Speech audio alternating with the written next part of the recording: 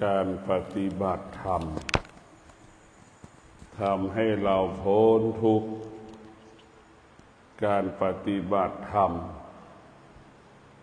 เป็นการผ่อนคลายความทุกข์การปฏิบัติธรรมเป็นการระงับความทุกข์การปฏิบัติธรรมจะทำให้เราเห็นความทุกข์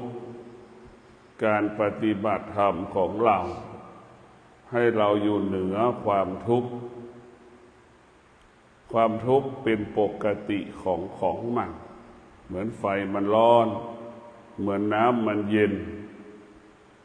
เราให้เข้าใจเช่นนั้นแต่เราก็อยู่เหนือมันเราจะไม่อยู่ใต้อำนาจของความทุกข์เมื่อเราปฏิบัติธรรมแล้วจะหลุดพ้นจากความทุกข์ที่เราจะหลุดพ้นจากความทุกข์ได้เพราะเราไม่เข้าไปยึดติดในสิ่งที่มันทุกข์เราจะไม่เข้าไปยึดติดในสิ่งที่ทำให้เราเกิดความทุกข์ทั้งสิ้นความทุกข์มันเกิดจากการเข้าไปยึดติดหรือเราไปสัมผัสเราก็มีอุปทานเกิดการปรุงแต่งขึ้นมามันยังไม่ใช่ความเป็นจริงแต่เราคิดเองเองเนี่ยมันก็จะทำให้เราเกิดความทุกข์ความทุกข์ทั้งหลายมันยังเป็นประโยชน์เกิดประโยชน์สำหรับผู้ที่ปฏิบัติธรรมเรียกว่าความทุกข์เป็นประโยชน์ต่อเราบัณฑิตเราสังเกตได้เราพิจารณาได้ยามใดที่เราเกิดความทุกข์กิเลสมันจะไม่เกิดความโลภจะไม่เกิดความหลงจะไม่เกิดมันจะไม่เกิดทุกข์มันก็ระงับกิเลสได้ทุกข์นี่จะไม่เกิดคำว่ากิเลสราคะก็ไม่เกิดความโลภความโกรธความหลงมันจะไม่เกิดตรงกันข้ามกับความสุขยิ่งสุขมากเท่าไหร่ก็มีกิเลสมากเท่านั้นเกิดความอยากมากเท่านั้นเกิดความโลภความโกรธความหลงมากเท่านั้นทะเยอทะยานแสวงหาสิ่งต่างๆเพื่อจะตอบสนองสิ่งที่เราต้องการความสุขเราดูพิจารณาเวลาเราทุกข์ใจกิเลสมันจะไม่เกิดเลยแต่เรากลับไปเกลียดความทุกข์ถ้าเราผู้บัณฑิตทั้งหลายผู้ที่ปฏิบัติธรรมทั้งหลายจะรู้แล้วว่าความทุกข์จึงเป็นผู้ที่ดับทุกข์ในตัวมันเองแล้วว่าทุกข์มันดับทุกข์สุขนี่แหละเป็นบ่อเกิดของกิเลสเรียกว่าสุขเป็นแดนเกิดทุกข์เป็นแดนดับเห็นไหมมันก็ดูได้แล้วมันดับความอยากมันไม่เกิดตอนที่เราทุกข์ความโลภมันก็ไม่เกิดมันไม่เกิดเลยตรงกันข้ามยิ่งสุขมันยิ่งสุขมันก็ยิ่งอยากยิ่งสุขก็ยิ่งแสวงหาสิ่งต่างๆมันไม่มีวันจบสิ้นเพราะฉะนั้นพวกเราทั้งหลายความสุขถ้ามันมีตัวตนไม่แตกต่างจากเสือที่มันหิวอาหารเห็นไหมไม่แตกจากเสือที่มันหิวอาหารมันจะกินงัวให้ได้สารพัดสัตว์ต่างๆที่มันพบเห็นมันก็จะโดดจะกินอย่างนั้นแหละเราตรงกันข้ามความทุกข์ของเราเหมือนเสือที่มันกินอิ่มแล้วเห็นไหมความอยากมันจะไม่เกิดความทุกข์เหมือนเสือที่มันกินอิ่มแล้วก็นอนหลับอะไรจะผ่านมันไม่มีค่าเลยมันจะไม่กินมันจะไม่สนใจจะเป็นหมูเป็นไก่เป็นช้างอะไรมาอยู่กับมันก็ไม่มีค่าเพราะฉะนั้นพวกเราทั้งหลายเราต้องพิจารณาว่าสุขเป็นเหตุให้เกิดทุกข์เป็นเหตุให้ดับตัวมันเองดับตัวมันเองสร้างสรรค์ตัวมันเองทำลายตัวมันเองแต่เรากลับไปหลงไหลในสุขกลับไปเกลียดในทุกข์ ดังที่ได้กล่าวว่าเราไม่เคยทุกข์เพราะความทุกข์ความทุกข์เป็นผู้ซื่อสัตย์ต่อเรามันแทบไม่โกหกเราเลยความทุกข์ทั้งหลายมีแต่ความสุขและ18 มงกุฎมันหลอกเราตลอดเวลาเราก็หลงไหลมันตลอดเวลาความสุขมันเป็น18 มงกุฎมันหลอกเราเหมือนเราคิดว่าเราแต่งงานแล้วมันจะมีความสุขมันก็ไม่ใช่มีลูกแล้วจะมีความสุขมันก็ไม่ใช่เห็นไหมอันนี้คือมันหลอกเราตลอดเวลาคิดว่าแก่แล้วจะมีความสุข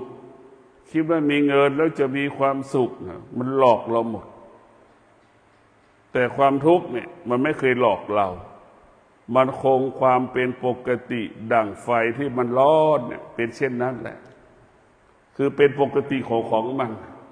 แต่ไอตัวสุขเนี่ยมันกระโดดโลดเต้นเล่นไปตลอดเวลาเหมือนละครนั่นแหละเหมือนลิเกน่ะมันแสดงบทบาทต่างๆแสดงบทบาทเป็นนางเอกนางร้ายนั่นแหละคือความสุขเป็นแม่พระเอกเป็นแม่ผู้ร้ายเป็นลูกจ้างเป็นนายจ้างมันเป็นสารพัดเป็นสุขมันหลอกล่อให้เราหลงไหลหลอกล่อให้เราติดใจหลอกล่อให้เราชื่นชมท้ายสุดมันก็หลอกล่อให้เราร้องไห้เสียใจเห็นไหมอันนี้แหละคือเราสุขเป็น18 มงกุฎแต่เรามีปัญญาพิจารณาความทุกข์ทุกคนเวลามีความทุกข์ความอยากจะไม่เกิดแม้กระทั่งจะกินข้าวมันไม่อยากจะกินเลยนี่คือง่ายที่สุดเมื่อเราไม่กินข้าวกิเลสมันก็จะไม่เกิดยิ่งกินข้าวสุขมันกินข้าวเห็นไหมสนุกสนานเฮฮาเพลิดเพลินเนี่ยมันตรงข้ามกันเพราะฉะนั้นตัวทุกข์เนี่ยก็เหมือนดับทุกข์ในตัวมันเองมันจะระงับทุกข์ในตัวมันเองมันจะกำจัดตัวมันเองเนี่ยเราต้องพิจารณาแล้วการปฏิบัติของเราปฏิบัติธรรมของเราให้เราคลายทุกข์การปฏิบัติธรรมทำให้เรามีสติอย่างที่ได้กล่าวนี่เรามาปฏิบัติธรรมทำให้เรามีสติขึ้น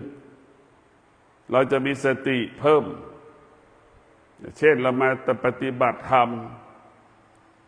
เรามีความอยากมีความต้องการไม่ต้องการหรือไม่ชอบใจไม่ถูกใจนี่มันก็จะอดทนมีสติมันจะอดทนอดกลั้น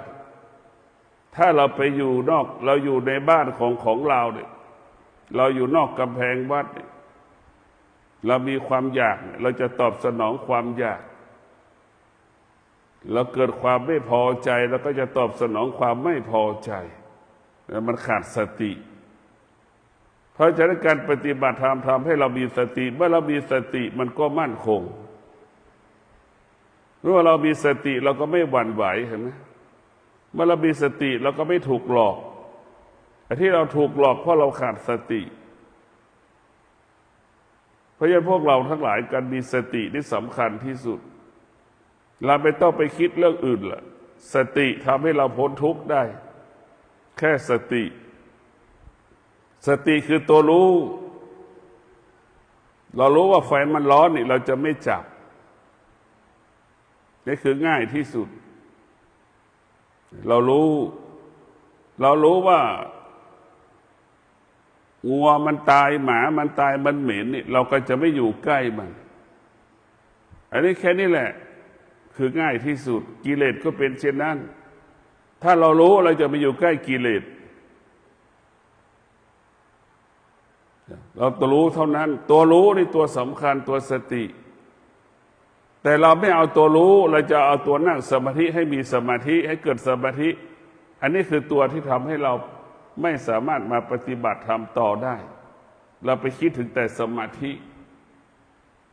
เหตุให้เกิดสมาธิก็คือตัวสตินี่แหละสติเรายังไม่เข้มแข็งมันก็ค่อยก่อสติแล้วก็คงเหมือนหอมหัวแดงนั่นแหละเราไปชำดินเนี่ยไปปลูก 3 วัน 7 วันกว่ามันจะออกรากออกยอด3 เดือน1 เดือนมันถึงจะสมบูรณ์เห็นไหม1 เดือนต้นมันจะสมบูรณ์พอหลัง1 เดือนแล้วความสมบูรณ์มันจะเริ่มหายเห็นไหมเราดูจิตแล้วก็ค่อยสะสมเช่นนั้นตัวสติไอ้ตัวที่เรามีสติอยู่กับตัวของเรานี่แหละนี่แหละคือสำคัญที่สุดตาเรามีสติหูเรามีสตินี่แหละคือสิ่งที่ประเสริฐที่สุดธรรมะอยู่ตรงนี้เราจะไปสนใจเรื่องการนั่งสมาธิทุกคนไปให้สนใจเรื่องการนั่งสมาธิมากเกินไปแต่เรากลับไม่ได้มาสนใจเรื่องการมีสติไอ้ตัวมีสตินี่มันสำคัญที่สุดมันตัวรู้แม้กระทั่งเรานั่งแล้วไม่มีสมาธิเรารู้นั่นคือตัวสติอันนั้นแหละคือตัวที่เราได้แต่เราบอกว่านั่งสมาธิไม่ได้อะไรสักอย่างอันนี้คือเราขาดสติเพราะเราถ้ามีสติมันก็จะรู้ว่าได้รู้ว่าเสียนั่นคือตัวรู้ตัวสติเมื่อมันมีสติมันรู้ว่าได้เมื่อเสียแล้วมันจะเกิดการพัฒนาในตัวมันเองถ้ามันไม่รู้เลยดิสิจบเหมือนคนตาบอดไม่เคยเห็นเลยสีแดงมันยังไม่เคยเห็นคนตาบอดเขาว่าสีแดงมันก็ว่าสีแดงเห็นไหมมันก็ถามว่าสีแดงเป็นลักษณะใดอีกมันก็เราก็บอกไม่ได้มันก็ถามต่ออีกเราก็บอกมันไม่ได้อีกมันก็เราบอกมันได้แต่มันไม่รู้มันไม่เห็นด้วยตาเนี่ยสุขเป็นสีแดงเนี่ยสีแดงเป็นอย่างไรอย่างเงี้ยมันก็จบละทุกข์คือสีดำมันเป็นยังไงนี่มันบอกเท่าไหร่มันก็ไม่เห็นเพราะตามันบอดเพราะฉะนั้นพวกเราทั้งหลายการมีสตินี่สำคัญที่สุดเมื่อเรามีสติเขาว่ามั่นคงเกิดขึ้นกับชีวิตของเรากับการปฏิบัติธรรมของเราการปฏิบัติหน้าที่ของเราสติธรรมะของพระพุทธเจ้ามันไม่ได้อยู่ที่ในวัดมันเอาไปใช้ได้ทุกเหตุการณ์ถ้าเรามีสติเราก็จะปกติหมายความว่าคิดพูดและกระทำสำลิดผลถ้าเราขาดสติคิดพูดและกระทำไม่สำลิดผลมันก็เหมือนหงายกับควบเราจะเห็น2 ด้านเห็นคุณและโทษและเราจะเลือกเอาไหนเราเลือกที่มีสติหรือเลือกขาดสติเมื่อเรามีสติมันก็จะมีความอดทนเมื่อเรามีสติเราก็จะมีความว่าวิริยะภาคเพียรนี่คือมันเป็นกฎของธรรมะมันจะบังคับในตัวมันเองพอเราขาดสติเห็นไหมเราจะไม่อดทนเมื่อเราไม่อดทนเราจะชกต่อยตีกันขัดแย้งกันตอบสนองความอยากความต้องการความโลภความโกรธความหลงมันก็จึงทำให้เราเกิดคำว่าความทุกข์สติเป็นเครื่องดับทุกข์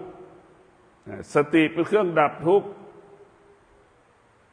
สติเป็นเครื่องผ่องคลายความทุกข์จนถึงที่สุดสติสมบูรณ์ทุกข์ไม่เกิด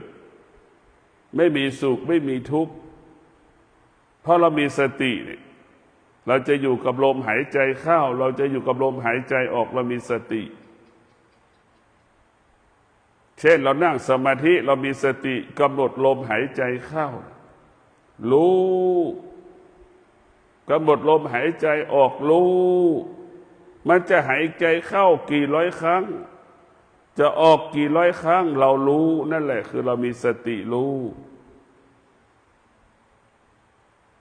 หายใจละเอียดหยาบเข้าออกกี่ร้อยครั้งมันก็รู้นะสติมันรู้นะไอ้ตัวรู้ตัวนี้มันก็คงเหมือนน้ำที่เราไปแช่ตู้เย็นนั่นแหละมันก็ค่อยสะสมความเย็นค่อยๆสะสมความเย็นนั่นคือตัวสติแล้วค่อยๆจนถึงที่สุดน้ำกลายเป็นน้ำแข็งสติเราก็คงจะใสอย่างก้อนน้ำแข็งนั่นแหละถ้าเราได้บรรลุธรรมเห็นธรรมก็จะเป็นเช่นนั้นเหมือนก้อนน้ำแข็งเราก็ค่อยสร้างถ้าเรามีสติตัวเดียวก็จบเป้าหมายของพุทธเป้าหมายของการปฏิบัติธรรมคือให้เรารู้แม้กระทั่งเราไม่มีสมาธิเรารู้นั่นแหละก็คือสมาธินั่นแหละคือตัวธรรมะ สติคือตัวรู้ เรารู้ว่าไม่มีสมาธิรู้ว่ามีสมาธินั่นคือตัวสติเมื่อเรามีสตินี่เราก็จะตั้งมั่นอยู่ในคุณของพระกรรมฐานตลอดเวลาเราจะเห็นคุณค่าของพระกรรมฐานตลอดเวลาคนที่มีสติน้อยก็จะเห็นคุณค่าของการให้ทานเห็นไหมเห็นคุณค่าของการให้ทานเห็นให้การให้ทานเป็นใหญ่มันจะแตกต่างกันสติที่มันเป็นธรรมะนะสติที่มันเป็นตัวปัญญานะมันก็จะเห็นการให้ทานนั้นเป็นรองยังไม่สำคัญเท่ากับการปฏิบัติธรรมเห็นพระวิปัสสนานี่เป็นเครื่องดับทุกข์เป็นพระวิปัสสนานี่เป็นตัวผ่อนคลายความทุกข์เมื่อเรามีสติกายมันก็สงบวาจามันก็สงบใจมันก็สงบเรามีสติกายวาจาใจสงบเราขาดสติกายวาจาใจเราไม่สงบเรามีสติตาเห็นรูปเวลาตัดสินใจก็ไม่ผิดพลาดใช่ไหมเรามีสติเรามีสติหูสัมผัสกับเสียง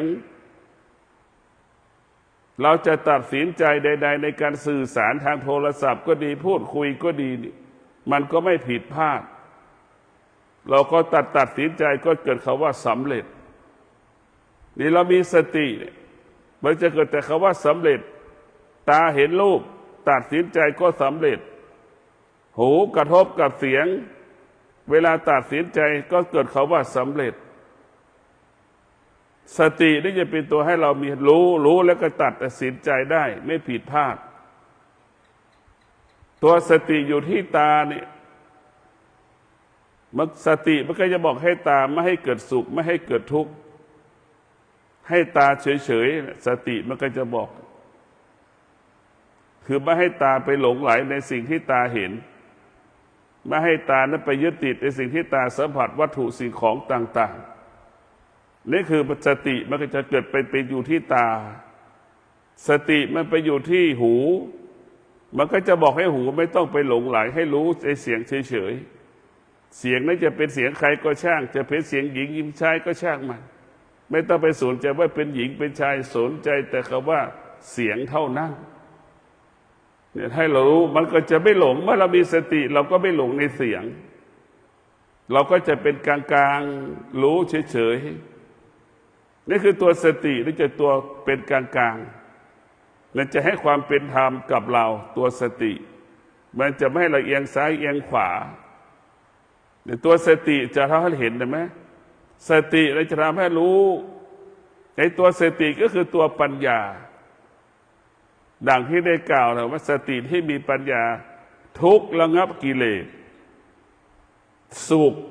เป็นเหตุให้เกิดกิเลสมันต่างกันผู้ที่ปฏิบัติธรรมหรือบัณฑิตทั้งหลายนี่ถ้าเราพิจารณาความทุกข์จริงๆแล้วมันเป็นเครื่องดับมันดับในตัวมันเองถ้าไม่มีทุกข์ไม่มีศาสดาถ้าไม่มีทุกข์ไม่มีคำสอนของศาสดาความทุกข์จะเป็นเหตุให้เกิดศาสดาเห็นไหม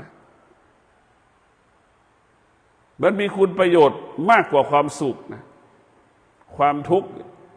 มีคุณค่ามากกว่าความสุขมีประโยชน์เกิดประโยชน์กว่าความสุขความทุกข์ถ้าความทุกข์ไม่เกิดศาสดาเราก็ไม่มีคำสอนของศาสนาเราก็ไม่เกิด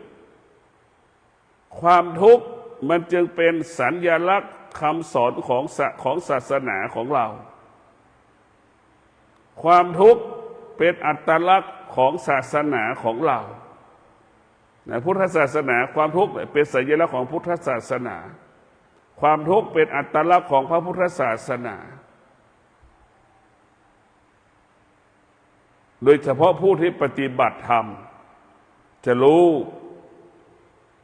โดยการปฏิบัติธรรมเนี่ยเราจะให้เราเห็นทุกข์มากกว่าเห็นสุขเพราะฉะนั้นพวกเราทั้งหลาย ทุกข์มันทำให้เราวุ่นวายเฉยๆทำให้จิตเราไม่สงบเฉยๆให้จิตเราเศร้าหมองเฉยๆแต่มันไม่ได้เคยทำลายเราแต่ไอความสุขมันกลับทำลายเราเห็นไหมมันทำลายเราหมดทุกอย่างให้เราหลงไหลเห็นไหมหลงในรูปหลงในเสียงหลงในกลิ่นหลงในจมูกหลงสารพัดหลงในความสุขทำให้เราหลงเดี๋ยวเราตัวแล้วว่าสุขเนี่ยความสุขก็คือกาวคนทั้งหลายก็เป็นเหมือนหนูติดกาวน่ะไปติดความสุขอย่างนั้นแหละเหมือนหนูติดกาวทุกคนก็ไปยึดในความสุขเพราะคนเกิดมาบนโลกใบนี้นี่มันรู้แต่ความสุขพูดแต่ความสุขมันไม่เคยพูดเรื่องความทุกข์เพราะฉะนั้นพวกเราทั้งหลายความสุขก็เป็นแค่วาทกรรมเป็นเรื่องประเพณีเรื่องวัฒนธรรมที่กรอกหูเรามาตั้งแต่เราเกิดแต่เราพิจารณาจริงๆนะเราทุกข์เพราะความสุขเราไม่ได้ทุกข์เพราะความทุกข์ไม่มีใครทุกข์เพราะความทุกข์เราทุกข์เพราะความสุขการแต่งงานเห็นไหมเราคิดว่ามีความสุขเราถึงแต่งงานถ้าเรารู้เราจะไม่แต่งงานเรารู้ว่าเรามีลูกแล้วมันทุกข์เราคงจะไม่เอาลูกก็เพราะเราไม่รู้นะเห็นไหมมันก็สืบเนื่องกันมาตั้งแต่เป็นล้านปีมันก็กลายเป็นประเพณีวัฒนธรรมเหมือนงัวเหมือนควายแต่งเวลาถึงฤดูแล้วมันก็มีลูกมีหลานออกมาเป็นอย่างนั้นแหละคนเราก็เป็นเช่นนั้นเพราะมันขัดการพิจารณามันกลายเป็นประเพณีและวัฒนธรรมถ้าเราพิจารณาธรรมแล้วเอาธรรมไปจับเราจะมีไม่แต่งงานเราจะไม่มีลูกเราจะศึกษาธรรมจะเรียนรู้เรื่องธรรมถ้าเรามีเมื่อเรามีสติมีปัญญาแล้วนี่เราจะมีลูกเราก็อยู่ได้ไม่มีลูกเราก็อยู่ได้แต่ถ้าเราขาดปัญญานะขาดสติแล้วขาดปัญญาจะไม่มาเราไม่มีลูกเราก็เป็นทุกข์มีลูกก็ยิ่งทุกข์มันจะเป็นเช่นนั้นเราต้องสร้างสติให้เข้มแข็งสติตัวเดียวที่จะปกป้องชีวิตเราได้สติตัวเดียวที่จะคุ้มครองชีวิตเราได้พระพุทธเจ้ายังไม่สามารถปกป้องเราได้คุ้มครองเราได้แล้วพ่อแม่จะปกป้องคุ้มครองเราได้อย่างไรมีแต่คำสอนของพระพุทธเจ้าเท่านั้นที่จะปกป้องคุ้มครองชีวิตเราได้ก็คือตัวสติสติอยู่กับเราตลอดเวลาเนี่ยใช่ไหมสติก็คือผู้ปกป้องคุ้มครองรักษาชีวิตของเราไม่มีเทวดาองค์ไหนจะปกป้องชีวิตเราได้ไม่มีหลวงพ่อองค์ไหนจะปกป้องชีวิตเราได้แต่เราขาดปัญญาเราจึงหลงทางหลงผิดคิดว่าหลวงพ่อนั้นจะปกป้องเราคุ้มครองเราไปคิดอย่างนั้นไปคิดว่าเทพองค์นั้นปกป้องเราคุ้มครองเรานี่เราไปคิดแบบนั้นนี่เราไปคิดแบบนั้นหมดเลยอันนี้คือเราสามารถหลวงพ่อแต่ละองค์ไม่ได้อยู่กับเราหลวงพ่อก็เปรียบเสมือนแม่นะแม่ยังไม่ได้อยู่กับเราเลยแม่ยังไม่สามารถปกป้องเราได้แล้วใครจะมาปกป้องเราได้พระพุทธเจ้ายังไม่สามารถปกป้องเราได้ใครจะมาปกป้องเราได้มีแต่คำสอนของพระพุทธเจ้านะปกป้องเราได้ตลอดเวลาคือตัวสติเมื่อตัวสติมันก็จะต้องมีความอดทนเห็นไหมปกป้องเราได้สติอดทนเนี่ยเราก็จะหลุดพ้นจากความทุกข์ยากความลำบากมันจะหลุดพ้นทุกอย่างเพราะตัวสตินี่สำคัญที่สุดคนที่ขาดสติก็จะหลงทางให้ความสำคัญสิ่งอื่นๆเหนือกว่าพระธรรมเห็นไหมไม่ว่าพระและโยมเป็นเช่นนั้นคนที่มีสติก็จะเป็นบุคคลที่สำรวมเราจะเห็นได้ว่าหลวงปู่ทองวัดพระธาตุศรีจอมทองเนี่ยดวงจิตของท่านงอกงามด้วยธรรม กายของหลวงปู่สมบูรณ์ด้วยธรรมเราจะเห็นได้ว่ากายหลวงปู่นี่งดงามจะขยับตัวก็งดงามสำรวมหมดจะขยับมือขวามือซ้ายขยับหัวเข่าขวาซ้ายจะกราบพระก้มกราบพระนี่มันงดงามด้วยธรรมนี่ธรรมจะสำรวมสงบในคำว่าสำรวมกับสงบมันอยู่ในตัวกันกับพระที่บอกว่ารู้ธรรมเห็นธรรมแต่ไม่สำรวมกายวาจาใจเนี่ยธรรมไม่เกิดแต่คำพูดเราเห็นตัวอย่างหลวงปู่ทองหลวงปู่เทศรังสีเนี่ยท่านจะเป็นผู้ที่สำรวมมากการสำรวมกายวาจาใจนี่เป็นสิ่งสำคัญผู้รู้หรือผู้ที่ปฏิบัติธรรมจะสำรวมไอ้ตัวสำรวมก็คือตัวสติระมัดระวังเท้าขวาจะย่างก็ระมัดระวังจะมีสติอยู่ตลอดเวลาจะนั่งก็มีสติรู้จะยืนก็มีสติรู้ตลอดเวลาถ้ามีสติรู้นี่คำว่าอุบัติเหตุไม่เกิดขึ้นกับชีวิตของเราถ้าเรามีสติเราก็จะไม่ยึดเราจะไม่หลงที่เราหลงก็เพราะเราขาดสติที่เราหลงก็เพราะเราขาดความอดทนอดกลั้นไอ้ตัวสตินี่แหละจะทำให้เราตัดสินใจอะไรก็สำเร็จตัวสติจะนำทางเราไปตัวสติก็เปรียบเหมือนแสงสว่างส่องทางให้เราเดินในกลางคืนตัวสติก็เปรียบเสมือนพาหนะที่จะพาเราข้ามวัฏสงสารไปได้ตัวสติก็เปรียบเสมือนบ้านที่เราอยู่แล้วเกิดความสงบสุขเมื่อเรามีสติแล้วจะสงบสุขเพราะถ้าเราสติเท่านั้นถ้าเราคิดถึงสติตัวเดียวนี่จบทุกอย่างมันจบตรงที่สติเปรียบเสมือนประตูหน้าต่างสติเปรียบเสมือนประตูเมืองสติเปรียบเสมือนประตูออกจากคุกเราออกจากคุกเขาเปิดประตูให้เราออกอย่างนั้นแหละถ้าเราขาดสติก็มันเราอยู่ในคุกออกไม่ได้เราไม่สามารถข้ามวัฏสงสารไปได้เมื่อเรามีสติเราจะออกจากวัฏสงสารนี้ได้เรียกว่าสติมั่นคงสติปลอดภัยสติยั่งยืนสติทำให้จิตเราเบิกบานผ่องใสตลอดกาลตัวสตินี่สำคัญที่สุดให้เราได้มีชีวิตที่ดีงามมีชีวิตที่งดงามในตัวสติได้เป็นสิ่งที่ดีงามสำหรับชีวิตของเราเพราะถ้าพวกเราทั้งหลายต้องมีสติรู้ในสิ่งที่เราควรรู้ผู้ที่มีสติเนี่ยไม่พูดมากจะเกิดอาการสำรวมคนที่ขาดสติก็จะเป็นคนที่พูดมากไม่สำรวมมันจะเป็นเช่นนั้นของมันผู้ที่มีสติก็คงเปรียบเสมือนช้างที่มันยืนนิ่งจะเป็นเช่นนั้นผู้ที่ขาดสติก็คงเปรียบเสมือนม้ามันอยู่นิ่งไม่เป็นกระดกกระเดิกคงเป็นอย่างนั้นแหละม้ากับช้างมันสงบแตกต่างกันนะช้างเลยยิ่งนิ่งยิ่งงดงามอันนั้นคือเป็นสัญลักษณ์ของธรรมะม้าเนี่ยเป็นสัญลักษณ์ของกิเลสม้ายิ่งวิ่งไปทางยิ่งงดงามเห็นไหมกิเลสเล่าร้อนรุ่มร้อนเล่าร้อนเห็นไหมมันจะแตกต่างกันเพราะฉะนั้นพวกเรามีสติพิจารณาธรรมว่าธรรมเนี่ยจะทำให้เป็นคำตอบให้เราได้แล้วว่าจบด้วยธรรมชีวิตเราจบด้วยธรรม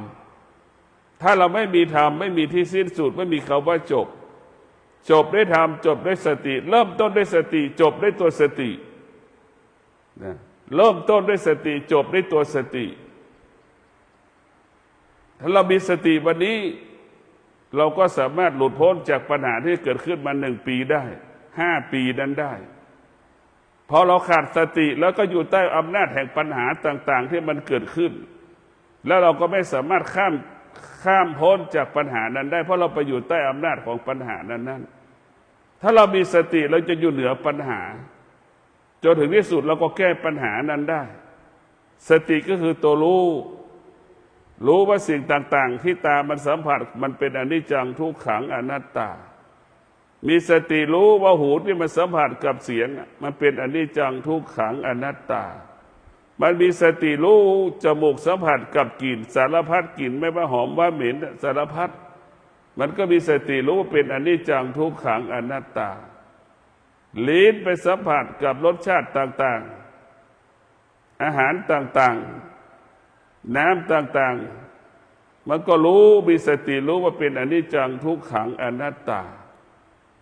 มันมีสติรู้ว่ากายแล้วไปสัมผัสร้อนของแข็งของร้อนกระทบกับกายมันก็มีสติรู้มันก็ไม่เข้าไปยึดติดรู้เฉยๆทุกอย่างมันจะมีสติรู้เท่านั้นว่าเป็นอนิจจังทุกขังอนัตตา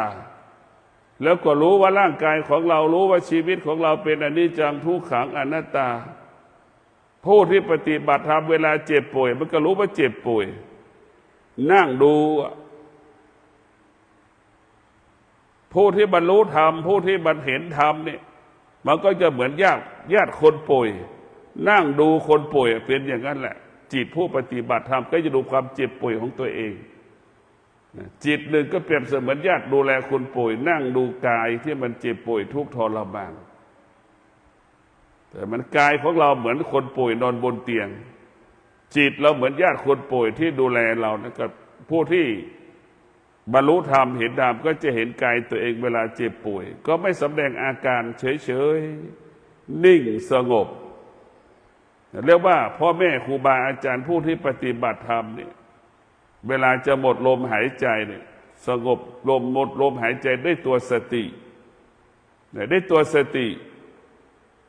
เมื่อมีตัวสติมันก็รู้ว่าแก่เจ็บตายเป็นปกติมันเข้าใจอย่างนั้นมันจะไม่เกิดคำว่ากลัวแก่กลัวเจ็บกลัวตายจะไม่ห่วงสิ่งใดห่วงสิ่งใดในทั้งสิ้นถ้าจะอยู่ในการสงบตลอดเวลาถึงแม้จะแก่จะเจ็บจะตาย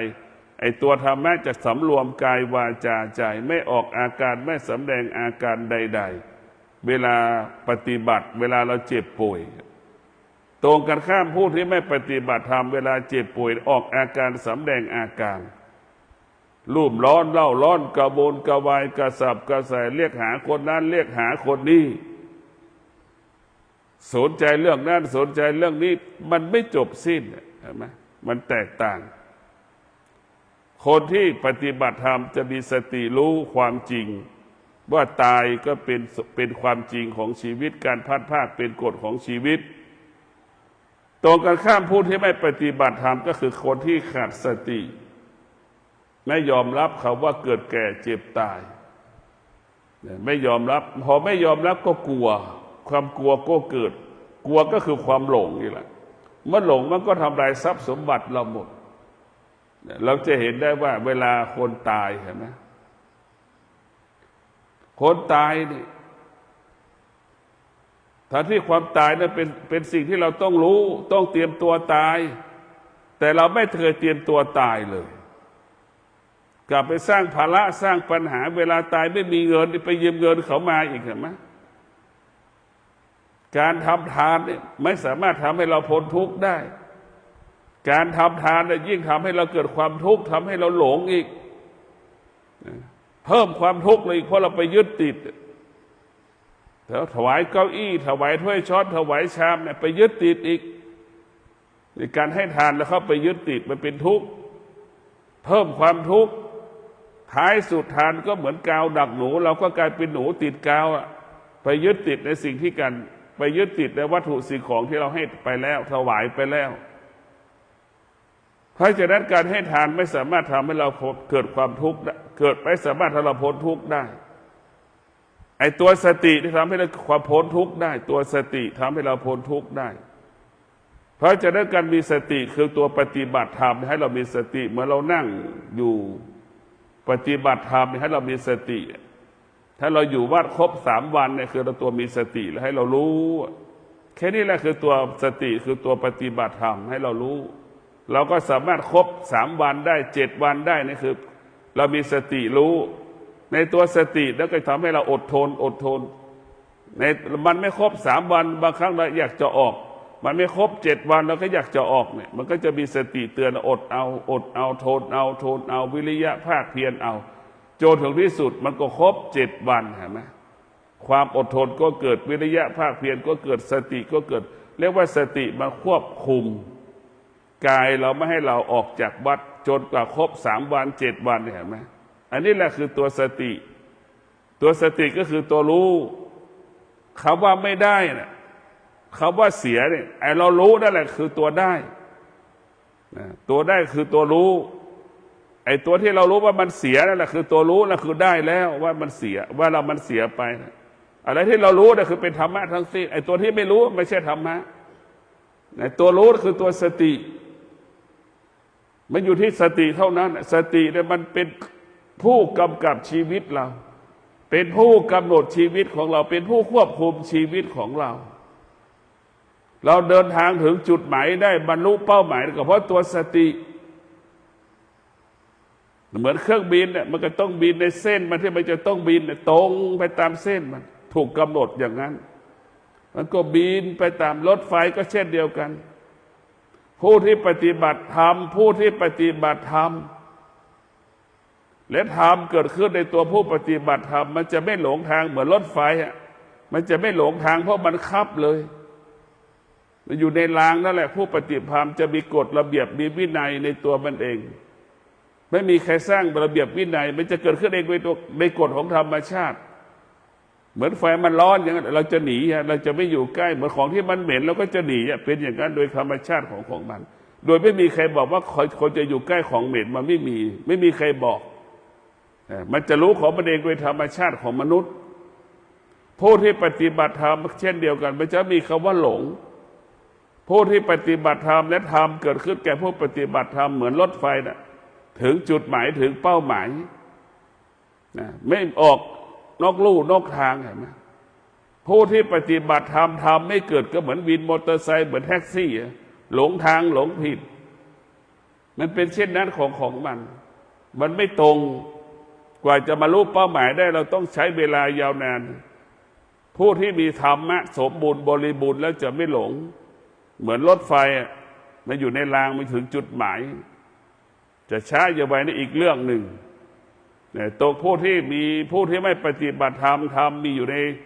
ร่างกายของผู้ปฏิบัติธรรมน้อยก็เหมือนวินมอเตอร์ไซค์หลงทางตลอดเข้าซอยออกซอยหลงซอยตลอดเวลาแท็กซี่ก็เป็นเช่นนั้นเพราะฉะนั้นพวกเราทั้งหลายการมีสติไอ้ตัวสตินั่นแหละคือตัวทำให้เรามั่นคงเพราะตัวสติเราจะหลุดพ้นจากความทุกข์ได้ก็เพราะตัวสติเราจะหลุดพ้นจากความสุขได้ก็เพราะสติเราจะแก้ไขความโลภความโกรธความหลงที่เกิดขึ้นกับชีวิตเราได้ก็เพราะตัวสติไอ้ตัวที่ทำลายเรียกว่ากิเลสตัณหาราคะจะหมดสิ้นไปก็เพราะตัวสติไอ้ตัวสติก็คงไม่แตกต่างจากพนักงานเช็ดกระจกแล้วแหละจิตเราเหมือนกระจกฝุ่นก็คือตัวกิเลสตัณหาราคะความโลภความโกรธความหลงก็คงเป็นเช่นนั้นเราจะต้องเก็บกวาดตลอดเวลาตัวสติก็คือตัวเหมือนพนักงานเก็บขยะพนักงานกวาดขยะทำความสะอาดนั่นคือตัวสติเพราะฉะนั้นพวกเราทั้งหลายการมีสติรู้เราจะทำให้ชีวิตนั้นรู้เรื่องแต่ธรรมเรามีสติรู้เราจะรู้เรื่องแต่ธรรมชาติเมื่อรู้เรื่องธรรมชาติเราจะมีสติรู้อยู่เหนือธรรมชาติเรามีสติรู้เรื่องธรรมเราก็จะรู้ว่าธรรมอยู่เหนือธรรมชาติเราก็จะเอาธรรมะมาเป็นผู้กำกับชีวิตของเราจะเอาธรรมะเป็นผู้แก้ไขธรรมชาติจิตของเราธรรมชาติกายของเรากายของเราก็ปรุงแต่งจิตเราก็ปรุงแต่งเมื่อเรามีสติแล้วเราจะไม่ปรุงแต่งกายจะไม่ปรุงแต่งจิตพวกเราขาดสติเราต้องปรุงแต่ง1 วันนี่เราใส่เสื้อ2 สี3 สีใช่ไหมเปลี่ยนแล้วเปลี่ยนอีกนั่นคือขาดสติคนที่มีสติก็คือใส่เสื้อตัวเดิมเหมือนเราอยู่วัดใส่เชิ้ตสีขาวนั่นแหละคือตัวสติก็ถามว่าเราใส่เสื้อสีขาวทั้งวันทั้งคืนกับใส่เสื้อเปลี่ยนเสื้อ ตัวแล้วตัวเล่ามันแตกต่างกันตรงไหนล่ะการหลงเนี่ยเพราะว่าหลงใส่เสื้อวันหนึ่งสองสามสีเนี่ยตัวหลงทั้งนั้นแต่เราใส่เสื้อชุดสีขาวทั้งวันเราตัวมีสติเสื้อทุกตัวก็คือปกปิดร่างกายไม่ได้ใส่เพื่อสวยงามอันนี้แหละคือตัวสติให้เรารู้ตรงกันข้ามเราอยู่นอกกำแพงวัดเราอยู่บ้านเปลี่ยนเสื้อเช้าเย็นกลางวันเนี่ยเห็นไหมมันจึงทำให้เราหลงทางหลงผิดเข้าไปยึดติดสิ่งต่างๆเพราะเราขาดสติก็คือขาดปัญญามีสติก็คือมีปัญญามีสติก็จะเข้าใจความจริงว่าเสื้อทุกตัวที่ใส่ที่เราซื้อมาที่เราใส่คือปกปิดร่างกายกันร้อนกันหนาวมันจะเข้าใจเช่นนี้ก็ขอความสุขสวัสดีจงเกิดแก่ท่านทั้งหลายขอให้ท่านทั้งหลายมีสติเมื่อมีสติชีวิตเราก็มั่นคงชีวิตเราก็ปลอดภัยเมื่อเรามีสติแก้ปัญหาก็ง่ายพัฒนาก็ได้สมใจปรารถนาเมื่อเรามีสติเราก็จะเกิดคำว่าเห็นธรรมได้ง่ายเข้าถึงธรรมได้ง่ายขอเจริญพร